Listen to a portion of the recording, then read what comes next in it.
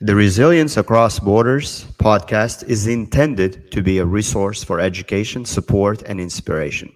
I am not a psychologist or a medical doctor and do not offer any professional, medical, or health advice. If you are dealing with or suffering from any psychological or medical conditions, please seek help from a qualified health professional.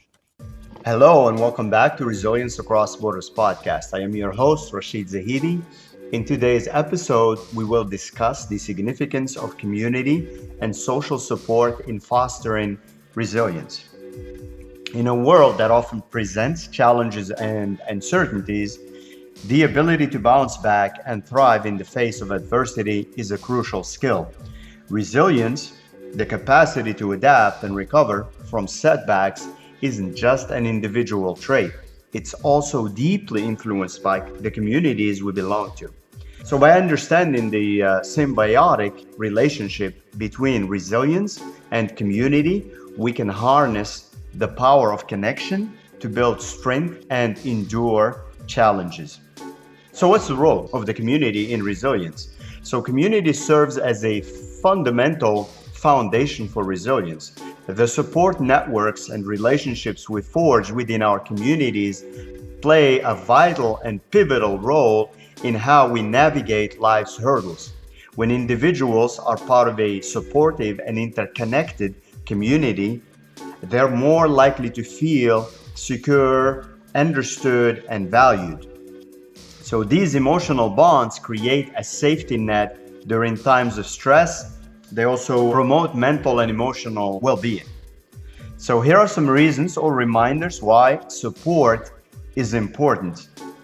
It provides emotional support. A strong community provides a space where individuals can share their feelings, their experiences, and they can do that openly. Whether it's a shoulder to cry on, an empathetic ear, or words of encouragement. So knowing there are people who genuinely care can mitigate the effects of stress and adversity. There is comfort in knowing we are not alone in our struggles. The other point is shared learning. Communities offer a platform for shared learning and growth.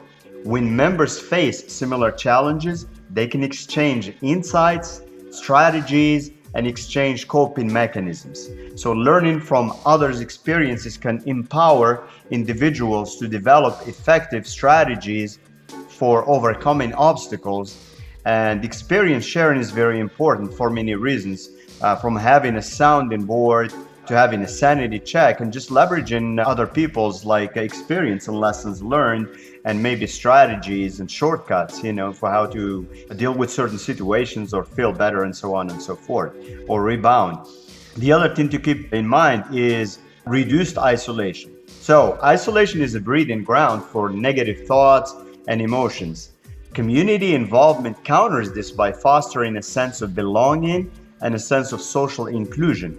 This sense of connectedness acts as a buffer against feelings of loneliness, feelings of anxiety, and feelings of depression. And also, by the way, a reminder, there is a difference between isolation and productive alone time that we all need for positive reflection and recharging. The other thing community offers diverse perspectives. Communities are often comprised of individuals from diverse backgrounds and experiences. So exposure to various viewpoints and cultural perspectives broadens one's understanding of resilience. Learning how others have thrived in the face of adversity offers a richer tapestry of strategies to draw upon and to draw from. So with all that in mind, here are some tips, as is customary over here, for building and maintaining community connections. Engaging actively by participation to building community connections. Attend local events, join clubs or groups aligned with your interests, and actively engaging in discussions.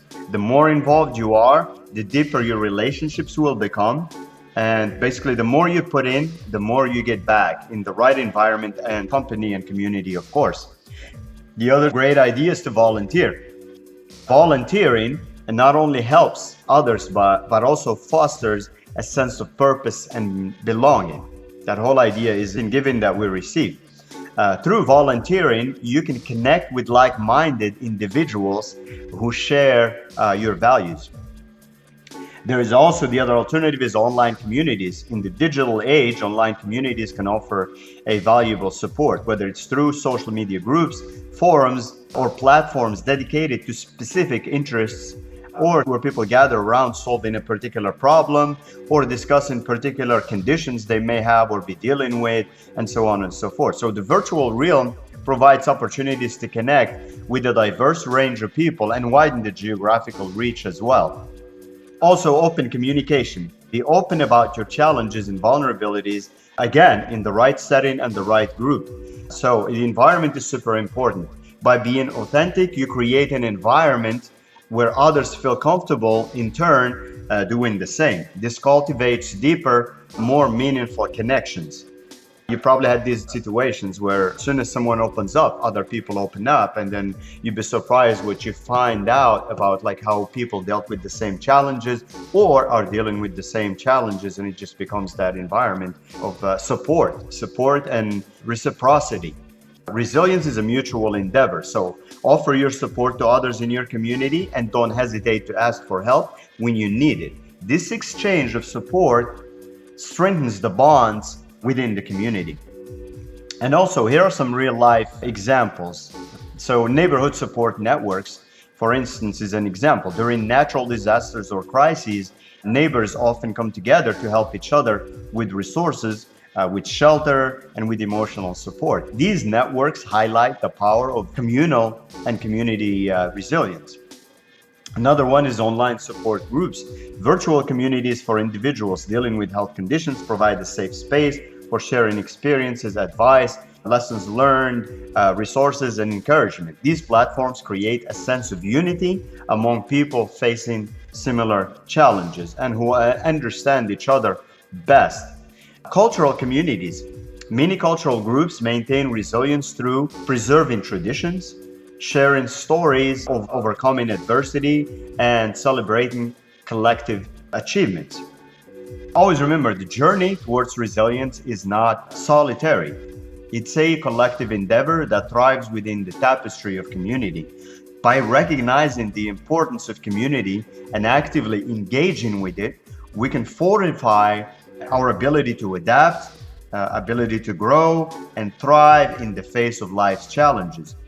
Whether in times of joy or struggle, our connection with others serves as a pillar of strength that empowers us to become resilient individuals. So as always, thank you for tuning in to the Resilience Across Borders podcast. If you are enjoying this podcast and finding it helpful to you, please let us know so we can continue to make more episodes about these topics. You can do that by leaving a review, by subscribing, leaving a comment, sharing this with others who need to hear it, or all of these, or any combination of them. And as always, remember to be kind to yourself and be kind to others and stay resilient.